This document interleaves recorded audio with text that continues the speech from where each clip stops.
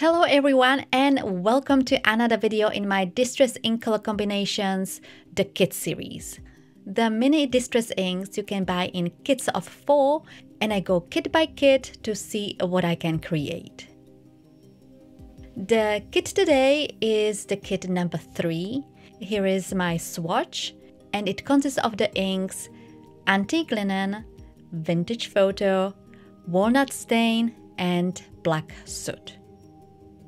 This is a quite underwhelming kit when it comes to the colors, although I would say it's perfect for masculine cats like Father's Day cats. Also, the color combos are pretty straightforward, even as it is on my swatch, that would be a perfect color combination.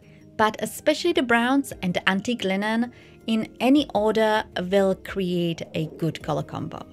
So I thought in this video I will show you one proper or basic color combo where I will be creating one solid background and then I will make 2 backgrounds that are still color combos but with something extra, which you already saw in the thumbnail.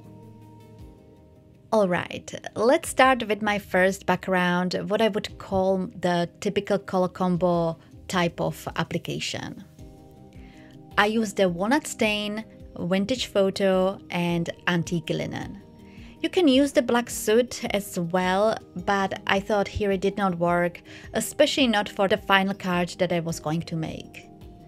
I applied the colors diagonally from the darkest to the lightest, but you can apply them in other directions, in circle, vertically from left to right, or horizontally from top to bottom.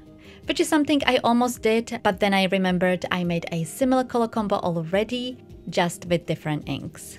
So that's why I did the diagonal application. I applied multiple layers, building up the colors and blending inks together until I was happy with the look. The background is done. I will first make the other backgrounds and then I will show you how I turn them into the cats.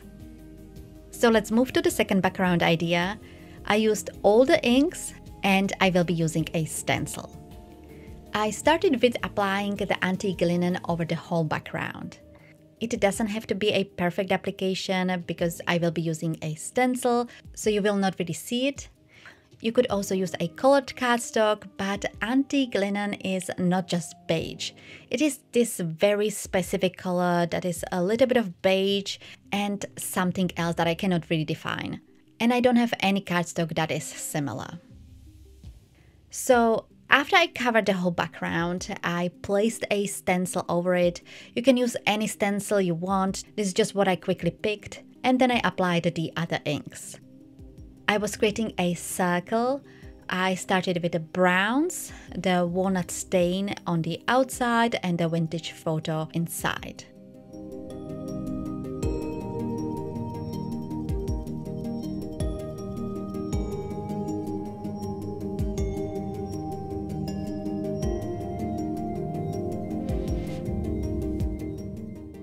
At first I was not going to use the Black Soot, but then I used it along the edges to make it slightly darker. I applied a few layers just to apply a nice saturated color.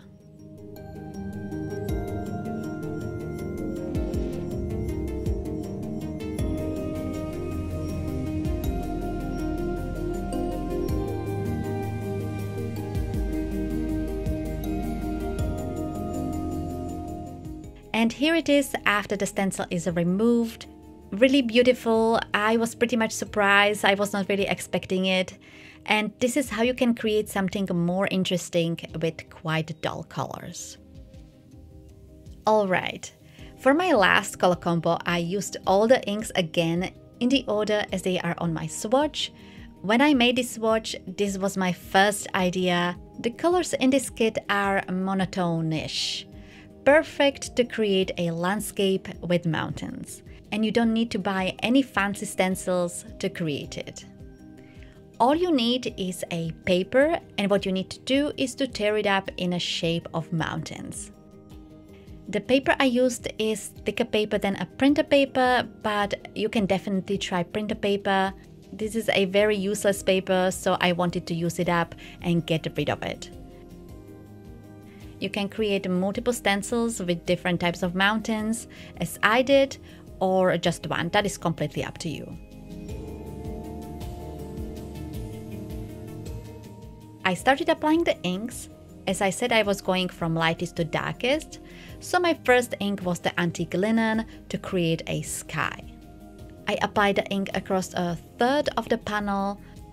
You can also use a small circle stencil to create a moon or sun before you apply the ink.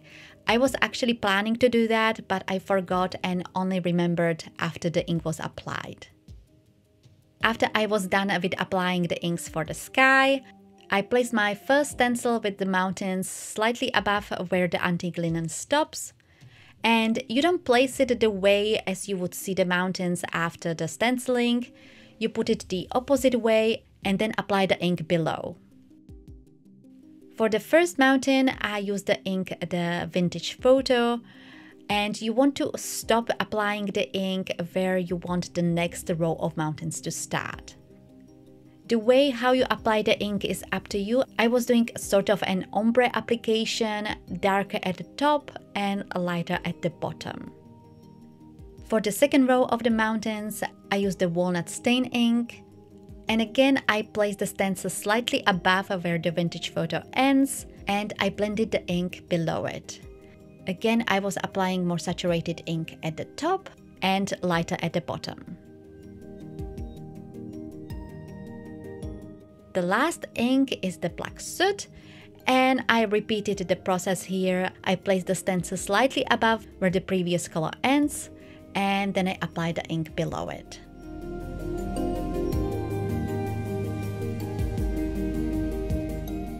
After I removed the stencil, it does look okay here, but I thought there was way too much space at the bottom, so I decided to add one more mountain using the black soot again. And I applied the ink slightly darker.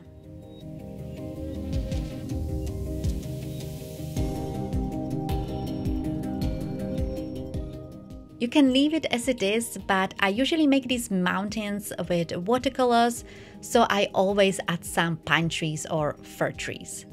And I had to do that here as well, I just could not resist. The only issue was I wanted the trees to be really dark and the black soot is not dark enough. And I was also worried, because distress inks react with water, that it will activate the color. So instead of using normal watercolors, I decided to use a black marker. This is a big marker, something like Sharpie, and I drew a few trees.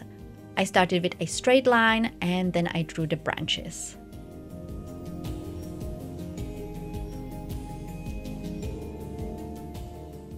The last background is done. I think it looks really pretty. This is exactly what I had in mind. And here are all the backgrounds I made. I think they all look very pretty. While these ink colors are pretty boring, you can still create something really nice. Let me show you the cards I created.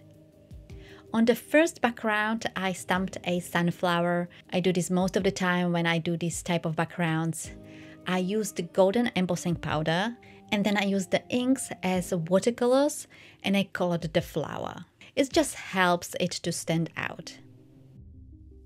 I used the vintage photo for the leaves, walnut stain for the middle of the flower. I tried using the antique linen for the petals, but it was nothing special, so I decided to use golden watercolors. I used the Gonzai Tambi Starry set from Koretake. I think this was the champagne gold, and I just painted the petals with that.